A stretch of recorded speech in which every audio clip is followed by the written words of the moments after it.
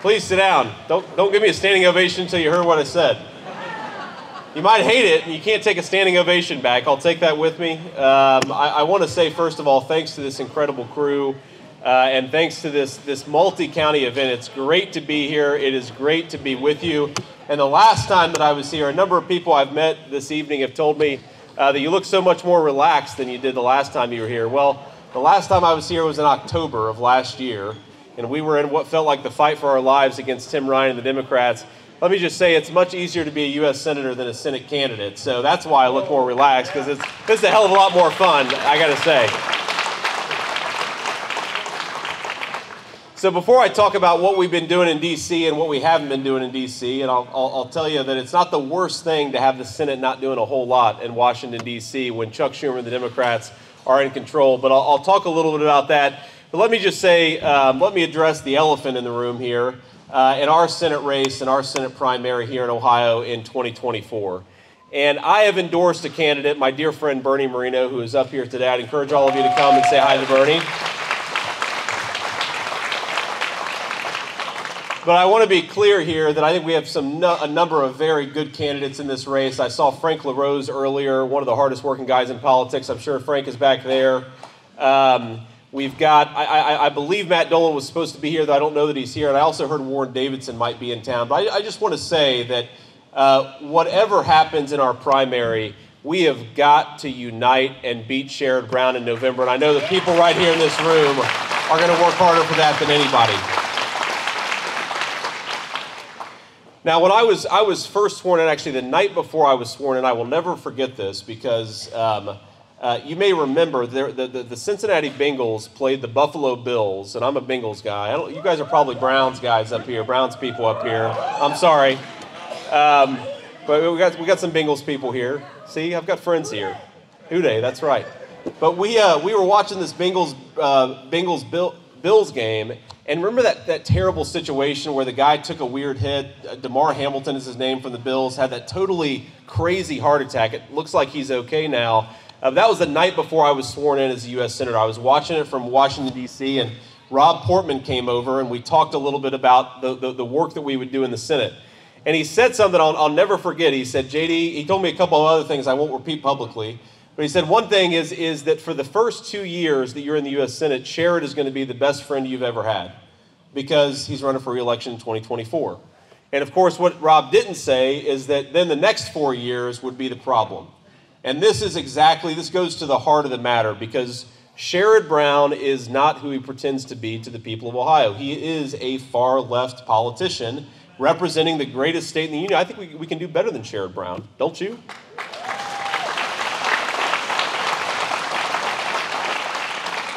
And let me just give you an example. Last week, the first piece of legislation that I got through the United States Senate, I was very proud of, Washington, D.C., has turned into a disaster zone of crime. Who's been to Washington, D.C. in the last couple of years, okay?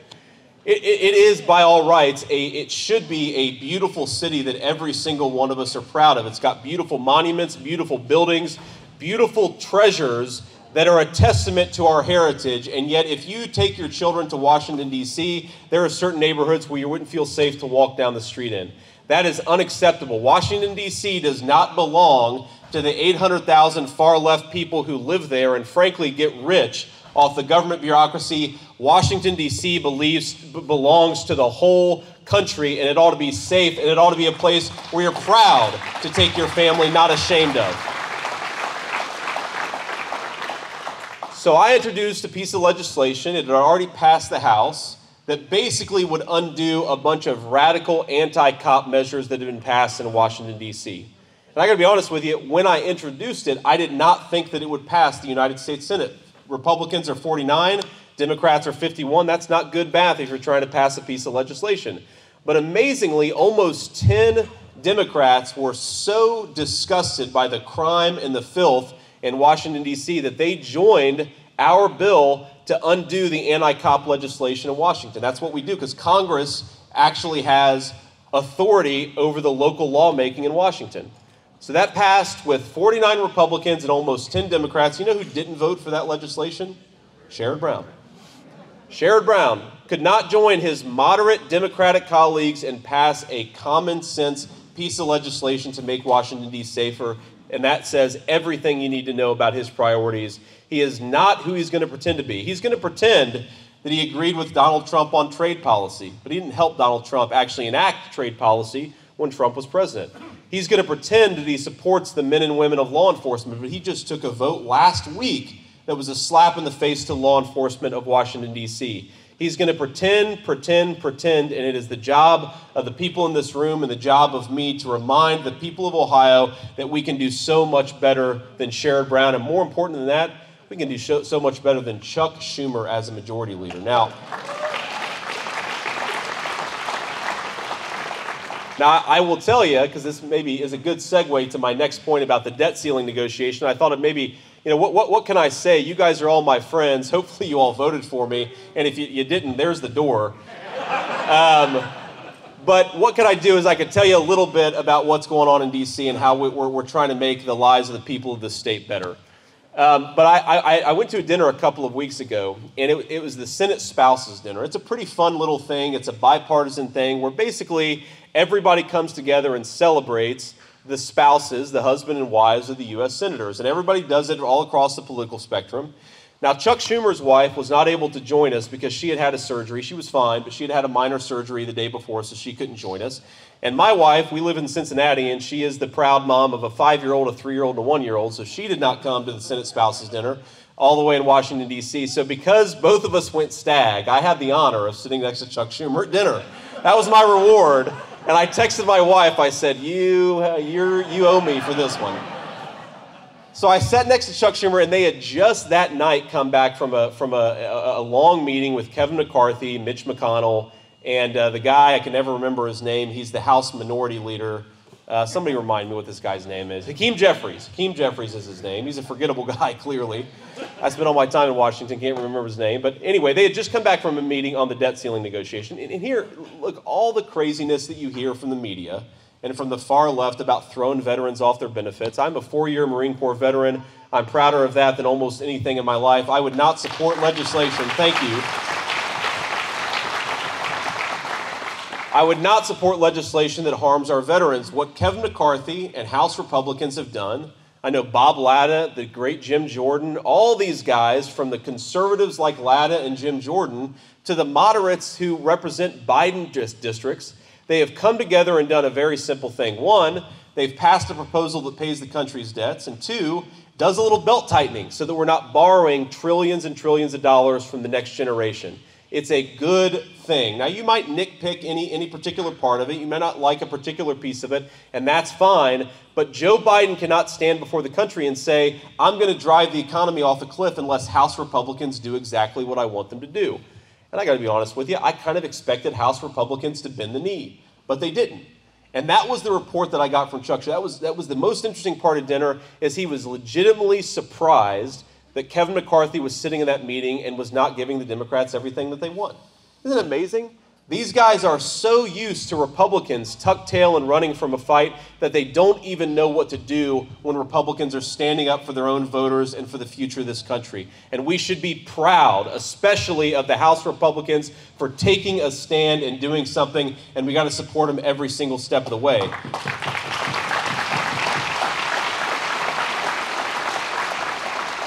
I just looked at my watch because I know I'm going to take some questions here, and I want to leave some time for questions. But here's another cool thing. When we went into this debt ceiling negotiation process, one of my great colleagues and become one of my best friends in the U.S. Senate, Mike Lee from Utah, great U.S. Senator, very brilliant legal mind, he had this idea, let's circulate a letter. Because we know that Joe Biden and Chuck Schumer are expecting the Senate Republicans to stab the House Republicans in the back, the House conservatives.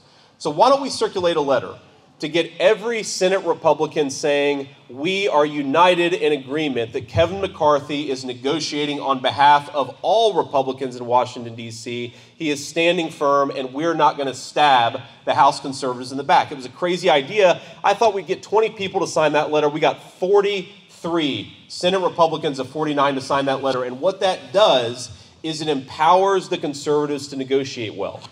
We cannot go into these negotiations basically telegraphing to the Democrats all the ways that we're going to cave, and yet that's what this letter does, and that's what a united Republican front does. It allows us to negotiate, to tighten our belts a little bit, and to get back to some sensible financial policies in this country. You will hear the media scream all day long about this proposal, but let me give you two numbers. In 2019, the last year before the COVID pandemic, the federal government spent $4.4 trillion. Not bad work if you can find it, right?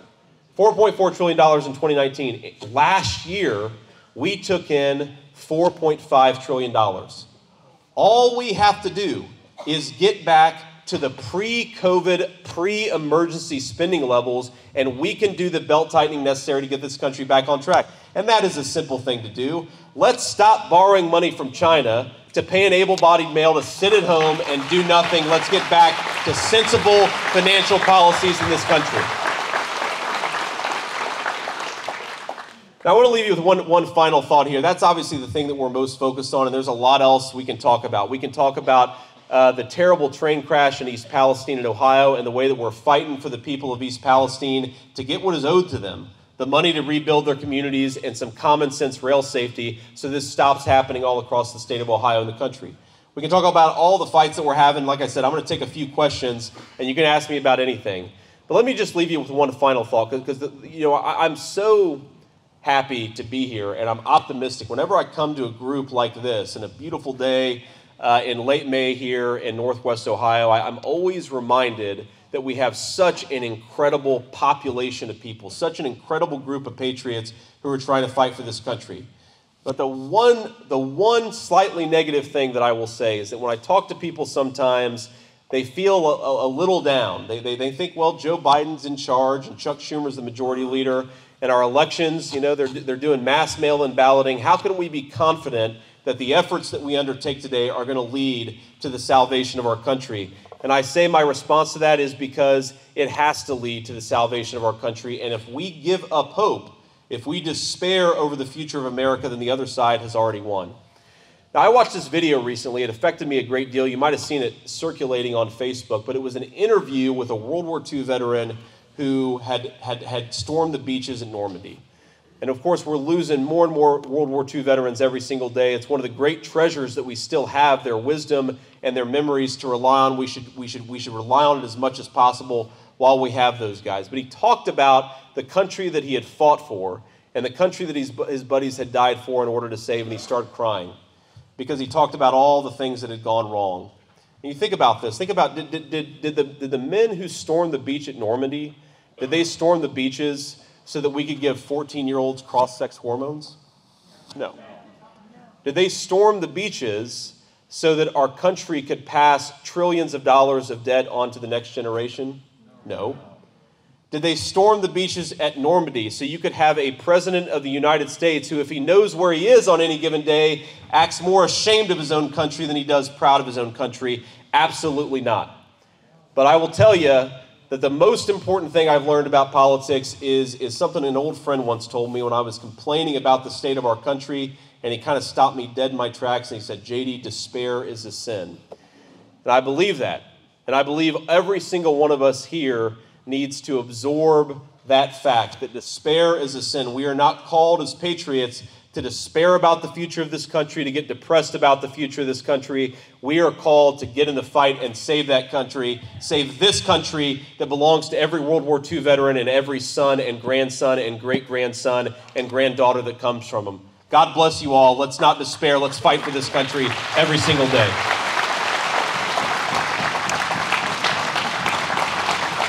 Thank you. Thank you all. Now, you've done it again. You've given me a standing ovation, and now I'm going to take questions. Sir in the back, please speak as loudly as you can. I got good hearing, but maybe somebody else doesn't.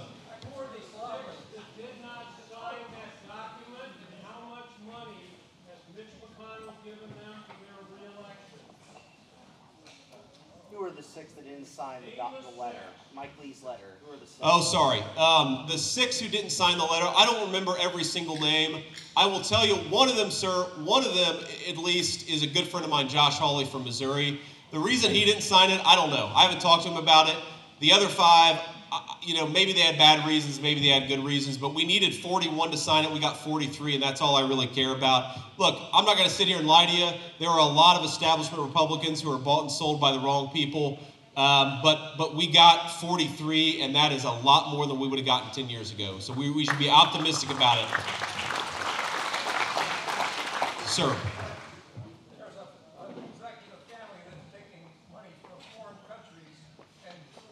That's right. What's going to be done to impeach that family? Yeah, well, this is one of the ways. Let me just make a point here, sir. The question was about what are we going to do about the fact that we have members of the first family in this country taking payments from foreign governments, I think being bribed by foreign governments, and it's no surprise that we see such bad policy coming from the Biden administration on the very same people who are paying them a lot of money. Well, number one is that we got to get to the bottom of it. And this is where having the majority matters so much. The reason that Jim Jordan, I mean, we see him on TV absolutely hammering the corrupt leadership of the FBI. We've got a China Select Committee that's looking into corrupt payments to Hunter Biden, the president's son. We would not have that if we didn't take back the House. So I know sometimes it's frustrating, and I watch my own party, and I complain, and I worry about people who are too in bed with the establishment. But when you get those gavels back and you send fighters in order to do it, you can open up the floodgates and learn about what's going on. We have learned more about corruption in our own government in the last 6 months than we did in the last 6 years, and that's because we did our job in 2022, and that's something to be proud of. But what are we going to do about them? Well, the question is, when we get back, and look, I'll be honest with you, sir, in order to prosecute that family, I think Hunter Biden clearly has done some very, very illegal stuff. In order to do anything, you've got to get the Department of Justice back. And right now, the Department of Justice is controlled by a guy named Merrick Garland, who turns out to be the most corrupt attorney general that we've maybe ever had. That's why we have got to work hard and we've got to get it back. And when we do, we take all that the House Republicans have learned in the next 6 months, in the last 6 months, and we actually go and we root out that corruption. We're in step one right now. Step two is let's win back the presidency and let's take these guys down.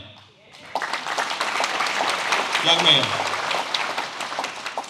So I have a question regarding the Hunter Biden scandal. Sure. Do the Republicans have, and thank you for representing Ohio, and do the Republicans have any plan for charging Hunter Biden with Hunter and or Joe Biden? Yeah, so the question is, do we have plans or do we have a strategy in order to make sure that there are consequences for Hunter Biden and some of the other corruption in our government? And this goes back to what I just said to the early gentleman. Yes, we do, but it requires a Department of Justice that's willing to play ball. And right now we do not have that. I'm not going to sit here and lie to you and pretend that we do. But basically what they're doing right now is uncovering the corruption and uncovering the crime, and then they make criminal referrals, and then the Department of Justice has to run with it. Now, they can make criminal referrals right now, but do we think Merrick Garland's going to do anything with it? Well, of course he's not. So that's why we've got to keep on the fight, and that's why we have to take back the presidency, because that is where law enforcement power resides in this country, just as the founders intended. Ma'am.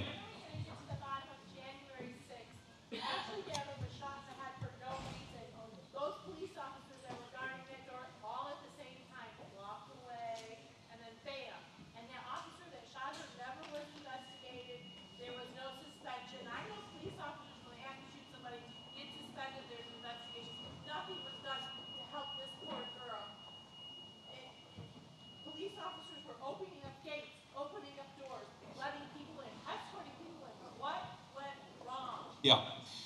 Well, one thing we know went wrong is that for 2 years, we were told a story in this country that a bunch of protesters were about to violently overthrow the United States government, and we all knew that that was bogus, right? We all knew that, yeah, okay, look, there were some protesters, and some of it clearly got out of hand, but these guys were not going to overthrow the United States government, and it was ridiculous to suggest it. And by the way, when I say it got out of hand, there were people who were participating in the protests who were encouraging the protesters to go into the Capitol, and those people somehow have never been investigated and have never been arrested, and yet the 70-year-old grandmother who did nothing wrong, somehow she's now an enemy of the state.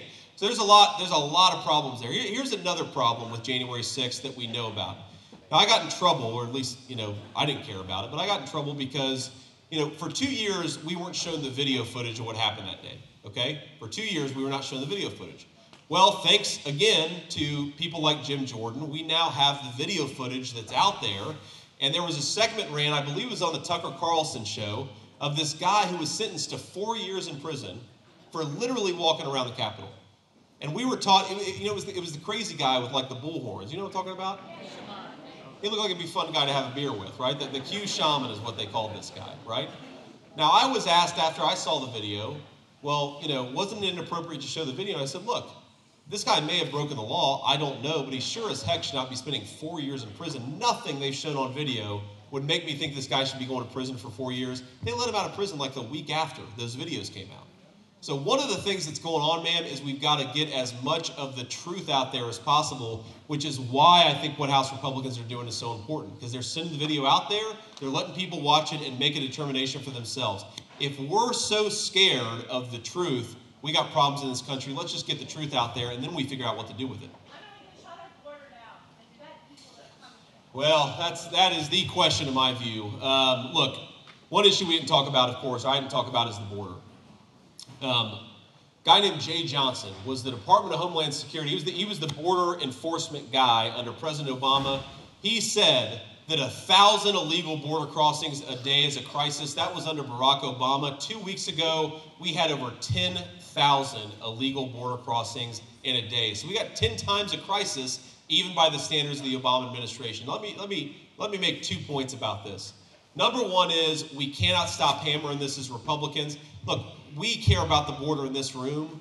Most Americans care about the border, but there are a lot of Americans who are so worried about paying the bills, they're not worried about what's going on at the American southern border. We have got to hammer that this affects their day-to-day lives. If you've lost somebody in your family to a fentanyl overdose, you can thank the Mexican drug cartels for bringing that poison into our communities, and you can thank Joe Biden for not doing his job in protecting the border. We got to throw this guy out and actually protect the American southern border. Now, number two, what we don't talk about enough is illegal aliens at this scale are destroying the American dream. How do we know that?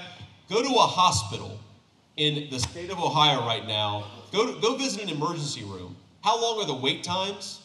Why? Because there are 10 million people in this country who shouldn't be here, who stand in front of people in line. Go try to buy a house. Look at rents for young people trying to get into their first home, skyrocketing because we've got 10 million people who are trying to get into American homes and get into American houses and apartments who shouldn't be here in the first place.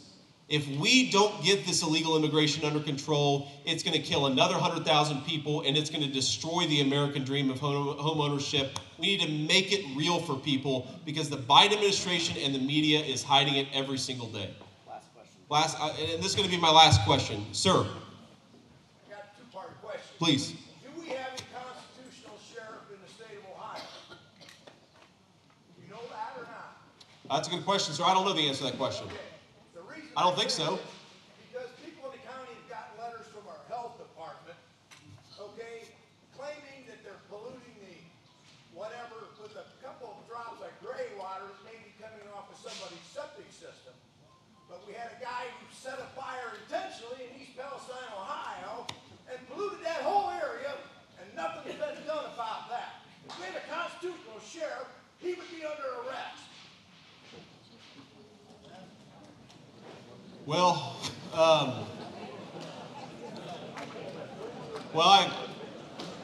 that's a good point. That's a good point. Now, I don't know. The question is, when you say constitutional sheriff, do you mean over the whole state of Ohio, or do you just mean county by county? We had one in Ohio. You think that guy would be under? I see what you're saying. I see what you're saying. Okay. And we wouldn't be getting stuff like this from the health department because they would be arrested for conspiracy to commit larceny, because that's what it is.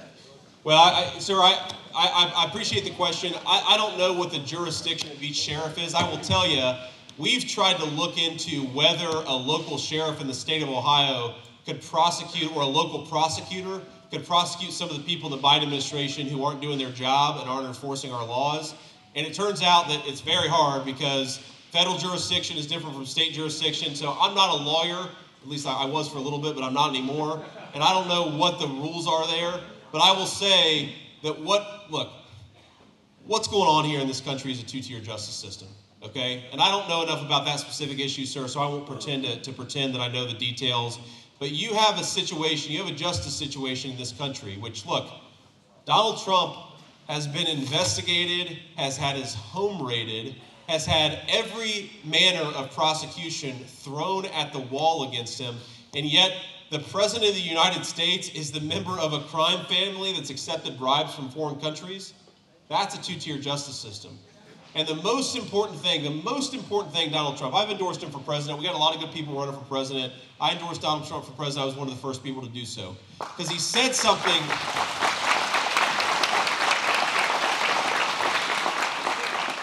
He said something about the federal administrative state that needs to be repeated and that we all need to take very seriously. Because no other candidate has said it. No other candidate in my lifetime has said it.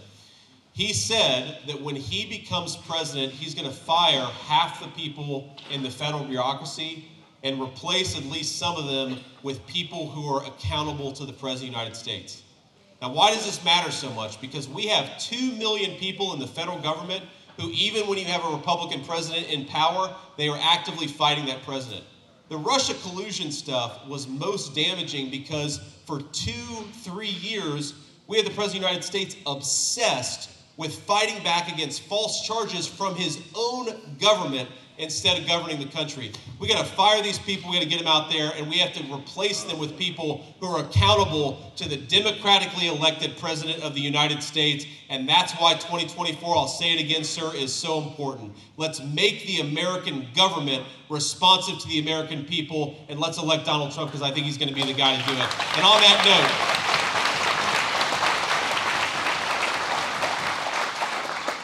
I'm going to say I'm the last thing standing between you all and supper, so I'm going to shut up and get on my way here. Again, I'll leave you with a thought. Do not despair. We've got a country to save, ladies and gentlemen. I think the people in this room are ready to save it. God bless you all. Thank you.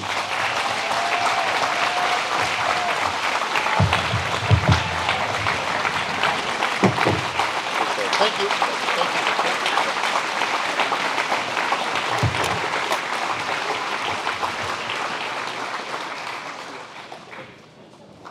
Again, help me thank Senator JD Vance for being here, being our featured speaker, working hard